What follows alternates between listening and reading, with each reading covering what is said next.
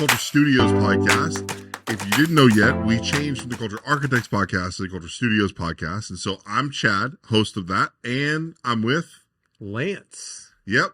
And so if you haven't, like, share, subscribe, whatever you can do to support us, we love it.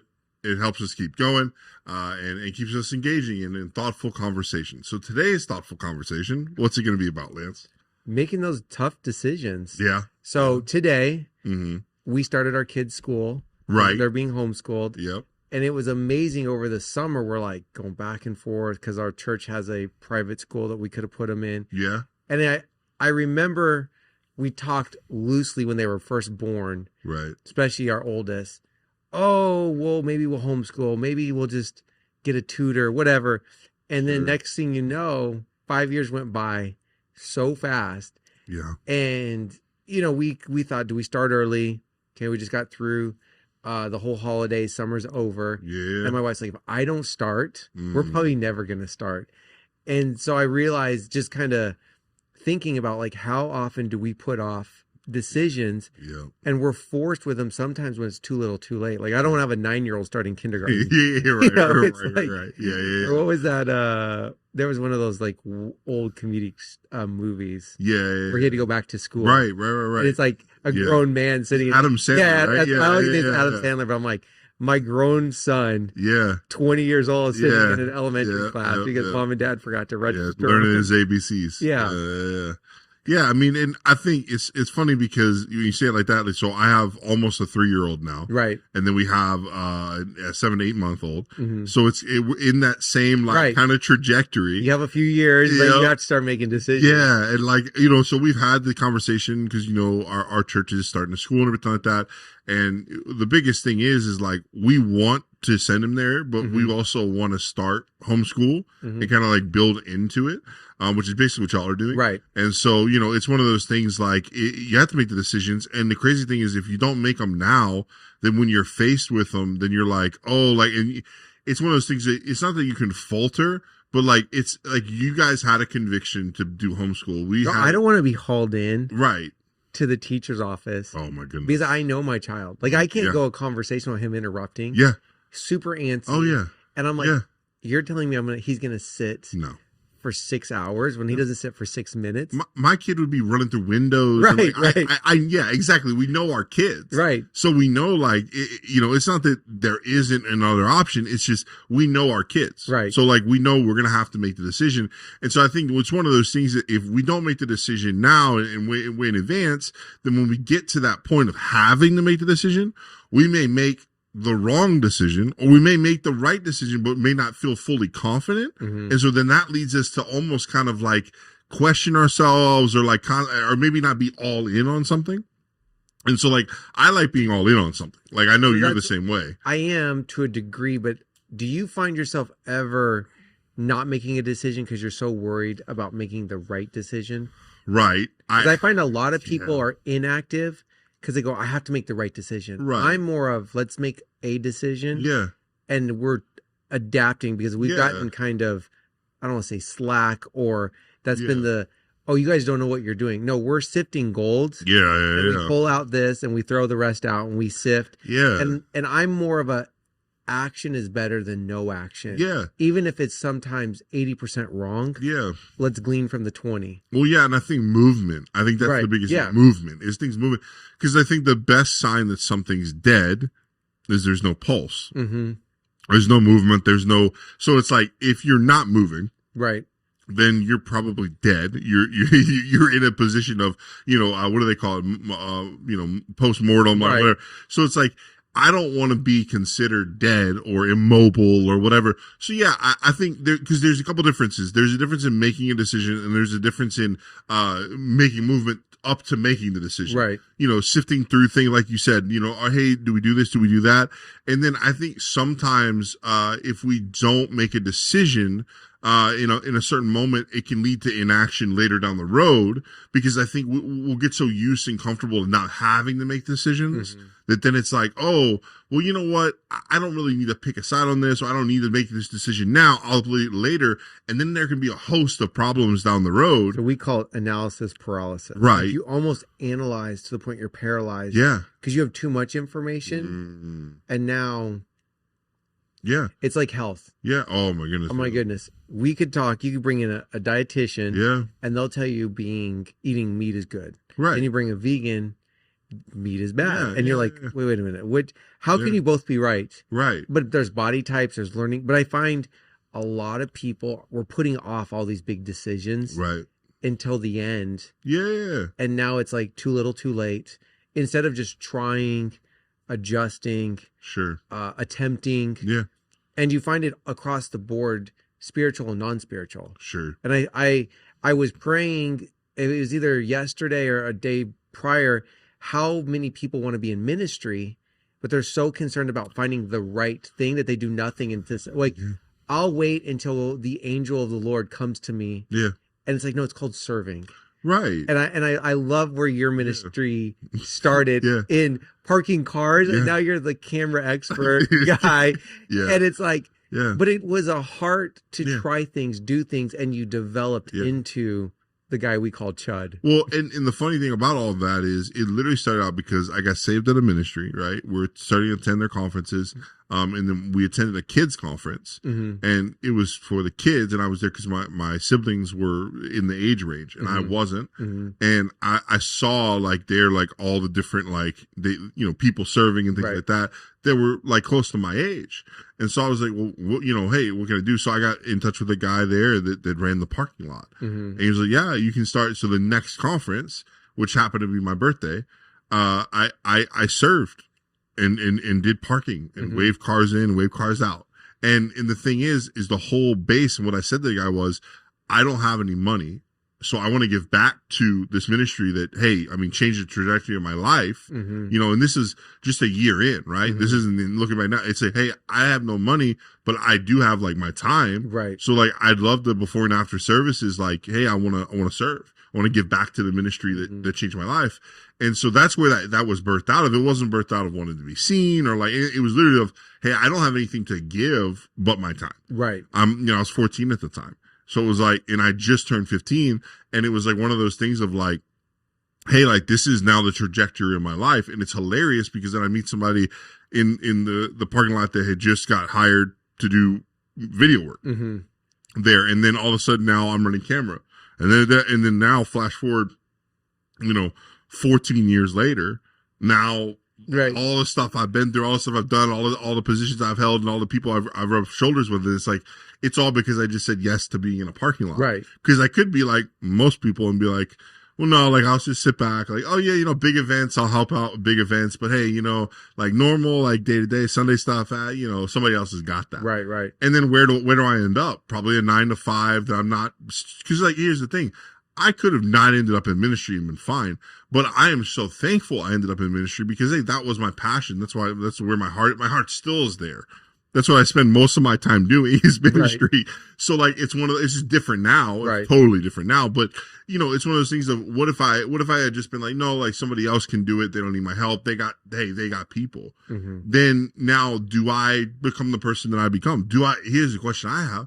Do I even stay in the faith? That's because I think this is another kind of like bunny trail, but I think I viewed church hurt so differently through like coming up, because I saw so many people get quote unquote church hurt, and it was just because their opinion didn't get honored or their suggestion didn't get done, and that was considered church hurt. And I'm sitting here going, but wait, that's like normal. Like if I suggest something stupid, like and it's stupid, then someone shouldn't do it or want to do it. But now like, oh, that's considered church hurt. So like my brain started getting wired in a different way of like viewing church hurt differently. So I never got church hurt, because it is more like church offense. Like I'm offended, but like, and then I watched some like church abuse, but I think on the backside, I got to see it from like every seat. And then I got to go, oh wow, like I'm not going to get church hurt. I'm not going to get choices to say. And that's back to, I find a lot of people We just delay the choice. Right. And it's like, oh, we did it Yeah. to the point where it was like, we had a month to go. Yeah. But now we're going to know closely, do we like this? Right. Do we like the workload? Yeah. Do we like having the freedom? But then there's a freedom that comes with schedules. Sure. And I find a lot of people go, I'll never, it's always a blanket statement. Oh, I Right. could never do this. Yeah. Or I want your position. Yeah. And you're like, bro, there's 14 years in the making. Yeah. And you really probably couldn't tell a young person, well, you just do, here's the formula. Here's Yeah. the play sheet. Yeah. And I had someone ask me about 2 months ago, they said, how long does it take to get to where you are? And I was like, huh? And they were like, well, like, yeah, like, I want to be like what you're doing. Like, how do you get there? And I was like, bro, I was like, I'll be honest. I was like, I could have taken a bunch of different paths. right.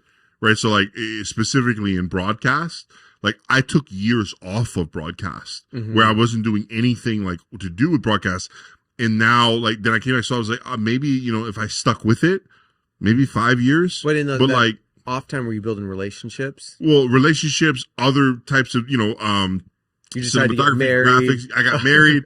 Yeah, have a kid. Like, exactly. you lived life as well. Yeah, but like it was like when I wasn't doing broadcast, I was doing a different form of work, and so like I was like, yeah, I mean, if you want to specialize in this, but I was like, what I told him is, and this is just the truth is, I was presented with opportunities that I was like, okay, I love broadcast, but at the same time, hey, I want to learn how to do these other things, so I may have to say no to something for a season, grow in something, then come back to it, Right. and continue the growth. But that comes into the decision making, Right. because then I can say, oh no, like I'm not going to do it. Hey, I'm not good at that thing that I'm about to say yes to. I'm not good at it, but hey, I'm good at this. So if I stay here, well, maybe I can grow in this. But here's what I kind of learned. This is what I told the guys. Like, what I learned is the things that I diverted from broadcast and went to other things and came back, it helped me see broadcast in a different way. So I learned different things and different aspects of things, and then grew into broadcast again, and then go, oh wow, I have fresh eyes now through the other things that I did, the other shoulders that I rubbed across, the other positions that I held. So it was one of those things where it was like, now when you come back to broadcast, it's like, oh, like I still love it, but now I have fresh eyes on it. Whereas like I was fixated on one specific lane because that's what I was taught in, and then I come back and then I'm like, oh, 3 years, I just learned all this stuff, and now I have this fresh perspective. But it took a decision saying, hey, I'm going to reach out of what's normality, out of what's comfortable, out of what I know, and step into something I don't. And, Not knowing the end result. right, not knowing the end result, not knowing if I'll ever go back. Because that was the other thing, is, hey, you know, if I step out of broadcast, now where do I end up? Do I ever come back to broadcast? Well, and it goes deeper, those big decisions. So many people are not willing to take that risk. Like, no. I heard a person say, like, well, I got a business idea. I just need a loan Yeah. for $800,000, and I'm not going to put my house up. Now the other Sure. person goes, this thing is ingenious. I'm going to go, like the Bible says, sell the field Yeah. because I know where the pearl is, and I'm going to risk it. I think a lot of people see someone's success Right. and they go, well, of course I would have done what you did Yeah. because you're so talented. Yeah. But when you first made the big move to West Virginia, it wasn't like, oh, there's this amount of money, No. there's this amount of friends, Mm-mm. there's all these guarantees. No. It was like, this is where I feel led. And that's all I know. I have Right. I have a good feeling about it. Yeah. That must be the Lord. And I'm going to just Yeah. take a leap of faith. And every decision is faith. Yeah. But I think we want finality. I will Yeah. go to this school if they get accepted and I graduate and I Yeah. get the job Right. behind it. I'll take Yeah. this job if there's a retirement. Yeah. Who knows if that pension's still there Right. 25 years from now? Yeah. I mean, well, yeah. And there's so much predicated on like what ifs, and, you know, I think you just eventually have to make a decision. Right. And that's all we're saying is, and I think this is the problem is like, I don't ever see decisions as like finality, although they may be on paper. Like, hey, you're saying yes. So, hey, this is a commitment of 25 years. What I know about God is if I need to be directed out of it, he'll get me out of it. Right. That it's like, because that's how I think a lot of people are like, oh, well, this is a big commitment. Well, you know what? Yeah, maybe it's the right commitment. And, you know, oh, well, I can't get out of this for X amount of years. Or, well, if I go down this career path, like this is where I'm at. Okay, well, maybe that is the case. Or maybe God's putting you there for a specific thing to U-turn you. And now you're going in a completely different direction that it wasn't on the beaten road, wasn't on the beaten path. Because like that's the other thing is like I think the problem that we forget a lot of times is in this day and age, you can still be a pioneer. Right. Like you can still be someone that does something that someone else hasn't done. Because I feel like we're get caught up so much in the social media world and this just media era where like everything's done, every path that could have possibly been forged has been forged. Everyone's given up. Everybody's given up, and everybody's arrived. Right. Like that's the idea, right? Is everybody's arrived? Hey, if you take this career path, so and so did it. He's dead now, and he was here for 25 years, and he made X amount of money, and these how many promotions he got. All right, that's your life. And it's like, no, like you can branch out of that. You don't have to do that. Right. And I think the problem though is we get stuck in this idea of like everything's been done. So that person's path is my path now. Mm-hmm. It's like, no, like you can forge a different path. Like right. You don't have to look like the person, your predecessor. Well, and that's the amazing piece. And I'm just astounded at how the Bible has already played everything out. Yeah. So Ecclesiastic, everything, there's nothing new under the sun. Right. So there may be a circle and it turns into a tire. We sometimes want to be the inventor of this brand new. Yeah. And it's like, just take something and make it better. Yeah. Make it cheaper, make it stronger. And I find a lot of people are in this crisis mode. They're not in compound victory. Yeah. So like when I look at what you've been going through, you've got relationships that are now calling, having needs. You weren't out like putting out ads saying, if you need an editor, if you need consultant work, I'm here for hire. Right. But it took years, and it took a chance on a person, helping them out pro bono, not like, hey, what do I get out of this? No, you did something. They remembered you. Yeah. So, last week, when you do a swimming pool on a multi-level, they want to guarantee it has no leaks. So they put in what we call like a steel bathtub. Okay. So this company, they weld in this gigantic stainless steel. Sometimes it has to come in 3 parts. They bring out a welder. They guarantee it. They put it down in a drain. So that way if there is a leak, they guarantee the building, penthouse doesn't have a flood. Yeah. So one day they're like, hey, we like you guys, fly out to our place up in the Carolinas. Well, that means like time off. Yeah. Like we're not going to get anything out of it. There's no extra work. They just wanted to show us around, build a relationship. So salesman, my dad go. Well, the state of Florida says you no longer can put these things in. You have to be a pool builder. Well, they're like, we're just welders. We just manufacture metal in the shape of a pool. Nope, too bad. Wow. So they called us begging us to go out to a job. And they're like, we need you. Here's the numbers. Because if we don't have you, we don't go to work. Oh, wow. And I think that's where I wish people lived, is that you can compound glory to glory with God. Because you made a decision, not because I was going to benefit 5 years ago when I flew out to their headquarters. Sure. And you helped out somebody. Yeah. And then they get a job being the head of, media. And they go, I knew a guy who can problem solve this. Yeah. Instead of always being in crisis, because they were afraid to make that decision. The more decisions I find you make, it builds you to making big ones and allowing you in the door with those decision makers. 100%. Like, so one story I think of all the time is my dad, he decided to kind of branch out on his own, start doing his own business. He does like AutoCAD and stuff like that. So he sent a bunch of letters out, right?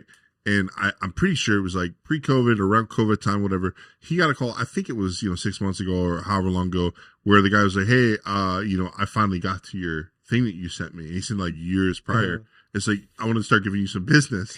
Where's that letter been sitting on your desk? It's like, so I think it's funny because like you put in this work and you put in all this stuff and then nothing happens and you're sitting around and you're like, what is going on? Right. Like I was supposed to do all this, like God told me to do this, or hey, like this is something and then it's like, and then you see fruition years down the road, and then you're like, what in the world is going on? Like, that's exactly what happened to me. What you're referencing with me is like, I put in all this work with relationships, all this work with different things, and we come here, and then all of a sudden, all the contacts back where I left are like, hey, come do freelance work. And you're like, wait, hold on, what? Like, where was this when I was here? Right. Where was it? So it's kind of funny because, I think a lot of times we have our own timing and we're like, well, you know what?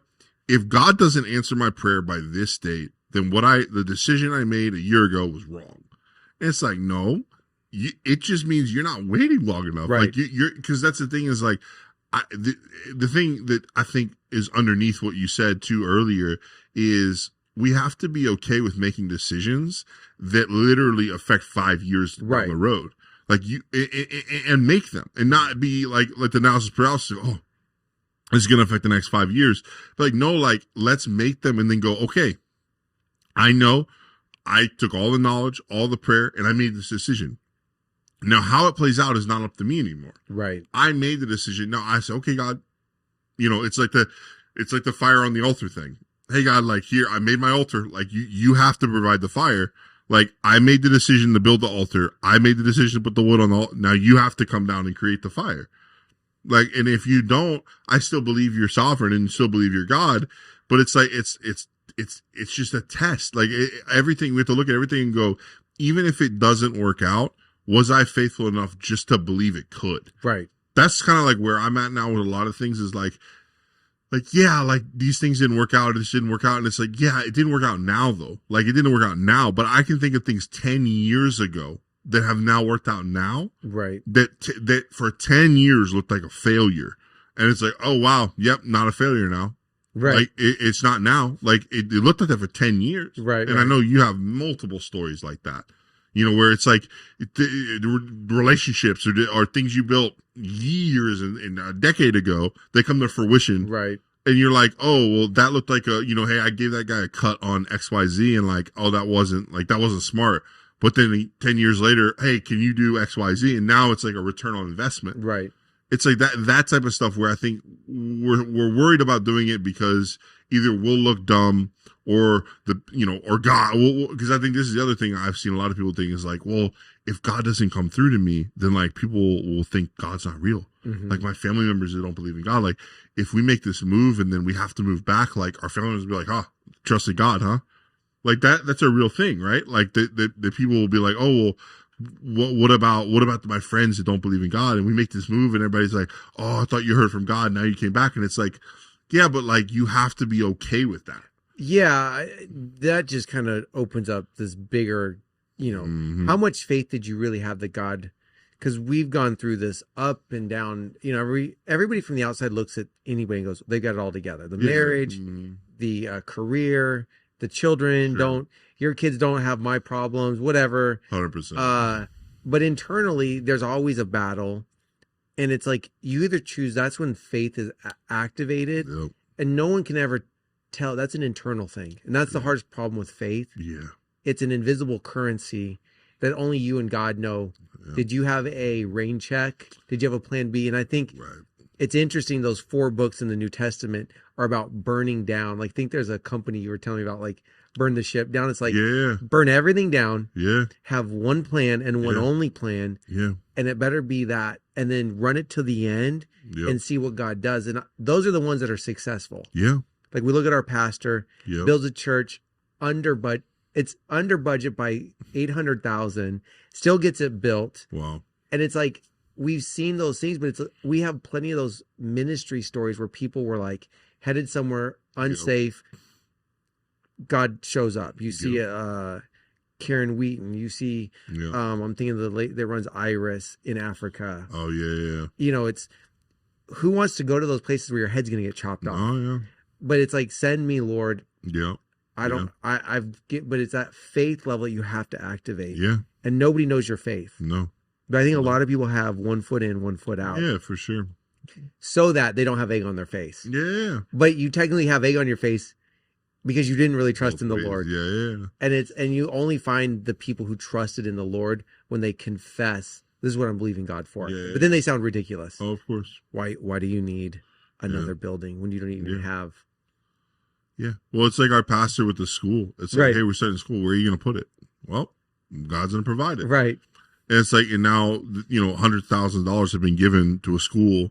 And it's like, it's crazy because you look back, you think 7 months ago, and you see how much, and the fact that it started, and you go, well, wait, but they only started planning it in January. Right. How is it already where it is? And you're like, well, God, like that's because we're watching our leaders step out. And not only are they making an actual school, they're doing a school ministry as well. Right. Which is crazy to run both simultaneously in their first year.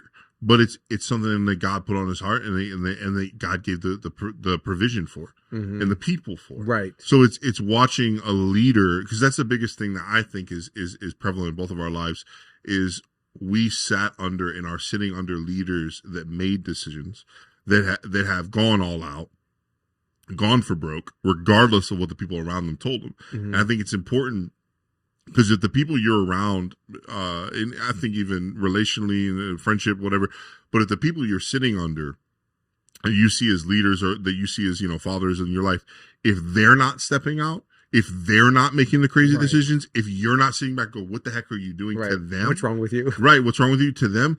Then you're not sitting under the right leader. Right. They're not pushing the envelope.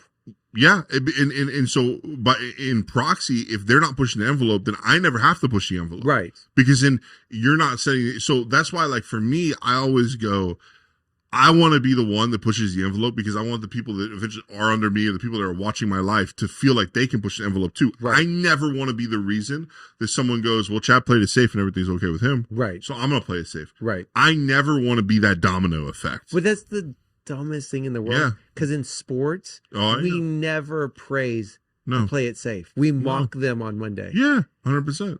At baseball, especially in basketball, especially in football, we love the risk takers. Yeah.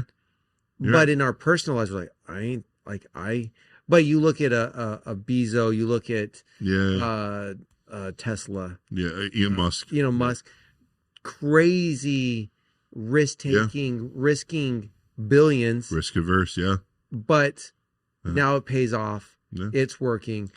And I think visions that people don't see. Right. Like the vision he had for Twitter, that everybody's like, oh, you can't run it with 20 devs. Well, you can, and it's been running for a while. Everybody was saying what he's seeing, what he's saying, it's not possible. You have to have hundreds of thousands of staff. No, don't. Like, and we didn't see what he saw. Right. But he saw something, and he said, no, I can make this run. And you're like, no, you can't, because they haven't been able to do it. Like, they need... No, we can make it run. Okay. And then he did. And it's running. You can contest to this. I know I can. Yeah. Once you make a decision, making another one isn't as hard. Right. Because you started to backlog. Yep. And your risk tolerance grows. Yeah. You're not afraid to go buy a $4,000 piece of equipment. No, yeah. Because you're like, well, look at the jobs I've gotten out of it. Yeah. People look at it and go, how could you ever buy that? Yeah. And you're like, easily. Yeah. Because I know the production I can get out of it. No, the return. And there's you don't have 50 guaranteed contracts waiting for you. No. But you know the confidence in your ability that they'll be there. And it's amazing how the Lord, we stretch our faith and somehow it shows up. Like there's moments where I'm like, God, why are we buying $4 million worth of buildings? Like we're supposed to go into a recession any day. Yeah. But like we've never stopped seeing new work. Yeah. When you're not a manufacturing company, you kind of bet on like, this is the same amount we need to make. We can grow. Yeah. When you do a new job every day, or you're a ministry, you have to believe. Like I always amazed by ministries. Yeah. They're 100% funded by somebody who feels that they should give. Right. And I'm just amazed that there's people's hearts that are compelled. Yeah. And yet ministry happens through COVID, through recessions, and the gospel continues to grow. And that's why I love listening to risk takers in the ministry, because they're 100% liable to somebody else giving towards the vision. 100%. They're just visionaries. Well, look at Shuttlesworth doing another church in Texas. Yeah. They're only like a year or so into their... They're not even breaking ground yet. They're in permitting on their first building. It makes no sense. Like everything in natural would say no, but like he knows he's supposed to do that and he's doing it. Well, and then it's like, it's not fair. Why him? Well, he took crazy risk in using a private plane. Yeah. And people are mocking him like, do you know how much money you're wasting? I guess last week, somebody who's in the charter business struck a deal with him. He says, I'm paying so little now. Oh, wow. And God knew that I was going to have a plane available 4 times a month to do this church, that he made it so cheap. I'm paying less than a first class ticket to charter my own. But he stepped out in faith to say, okay, God, I'm going to make this time for my family. And then Yeah. God's like, here, let me just give you Yeah. access to a plane. That's crazy. And I think that's where we're at, is like, well, if you don't give it to me, God, I'm not going to do it. It's Sure. like sometimes God wants to see, what are you willing to take that risk in? Yeah. Because nobody needs No. a jet plane. But if you want to spend, and he says it well, he goes, I don't want to be 70 deciding, oh, I should spend time with my daughter who's married and has 3 kids. I probably should hang out with her when she's 11 and 12. Yeah. I should probably try to keep my marriage intact. Yeah. So I'm not on the front paper saying like, we got a divorce after 35 years of ministry. Yeah, you get to write that book. Yeah. Oh, that's crazy. And it's like, what are you willing or not willing because you're afraid to make a decision? Because it's really attached by faith. Because I know my kids being homeschooled, the knock will be, well, how qualified are you? We're not. No. I know that they will have missed out on probably algebra 7 or whatever, calculus, trigonometry. Yeah.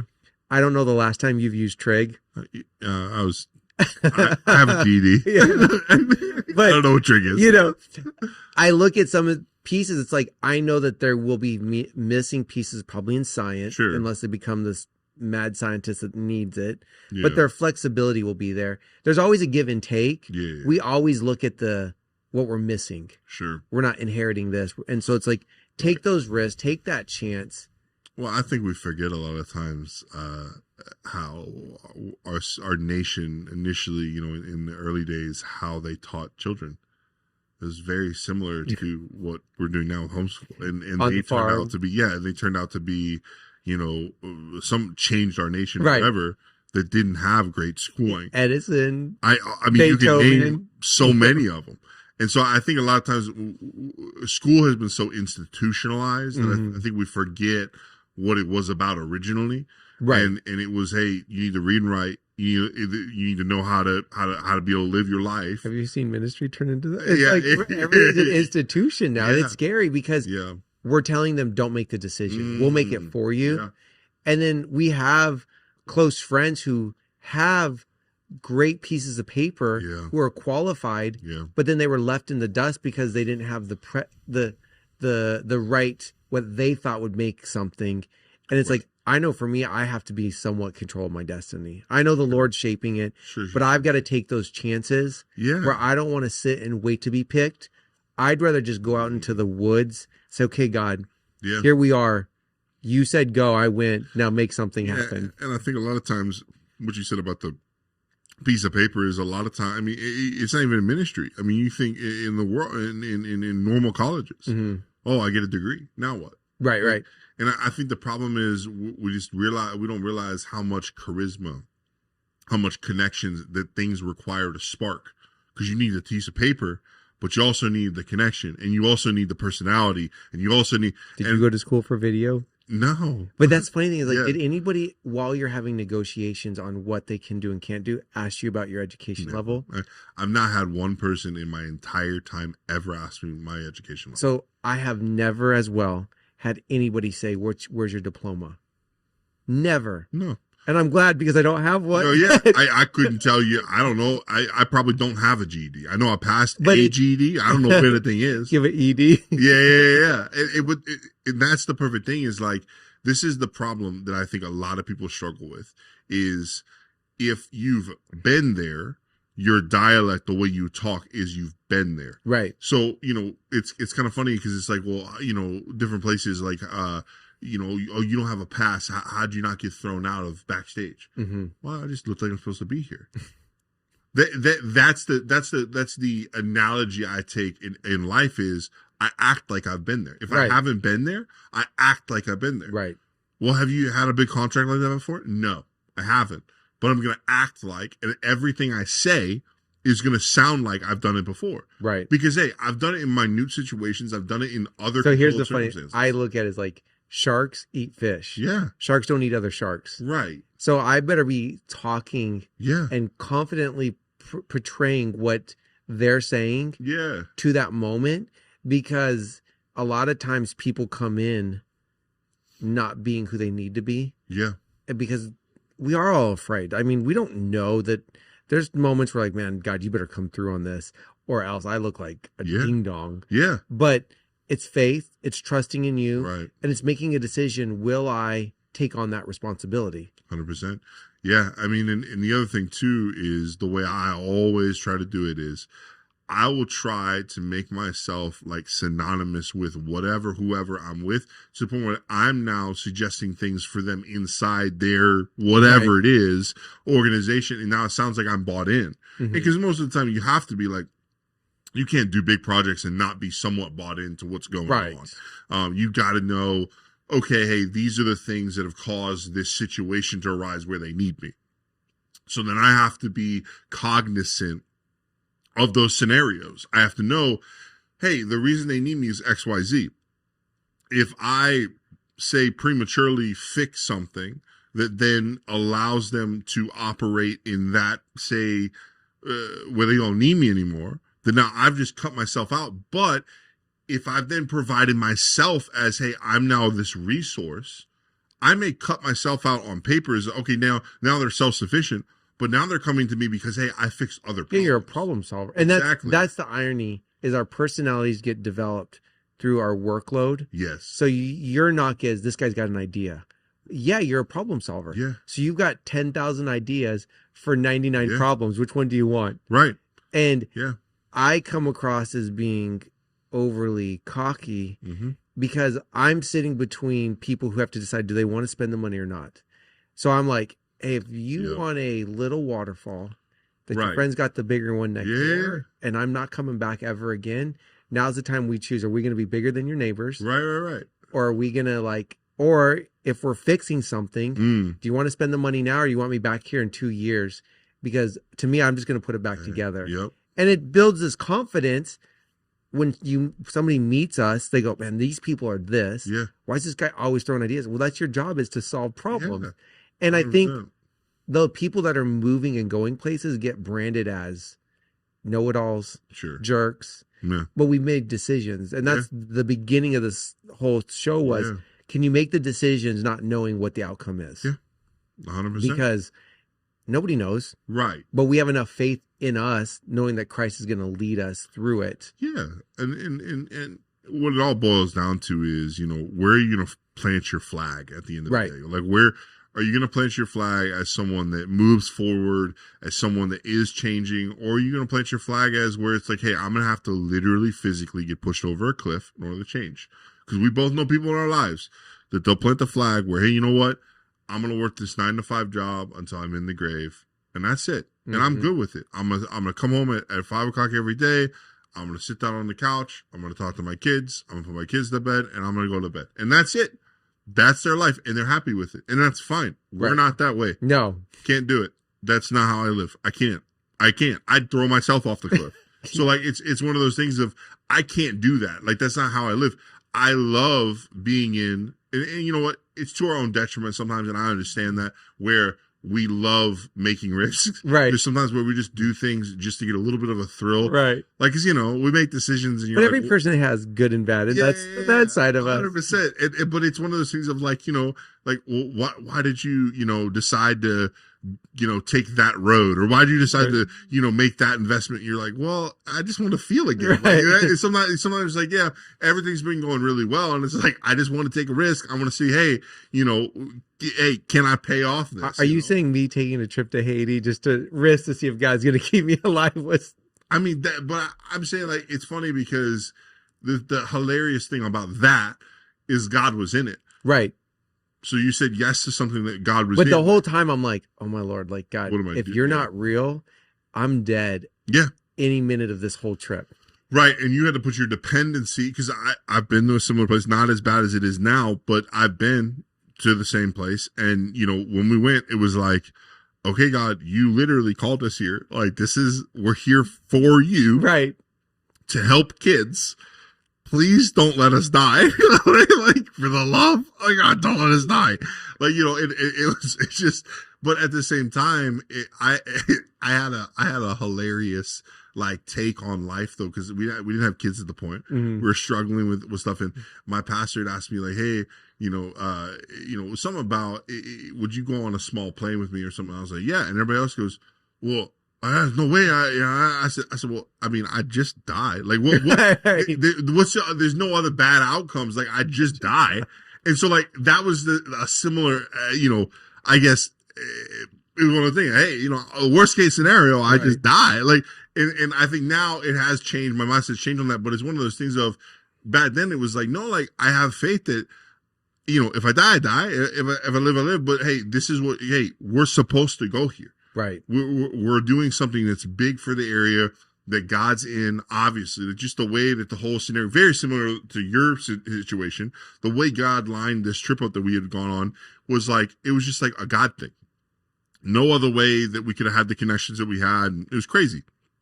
And so, God was in it. Mm-hmm. So God protected us and brought us home the same way he did with you.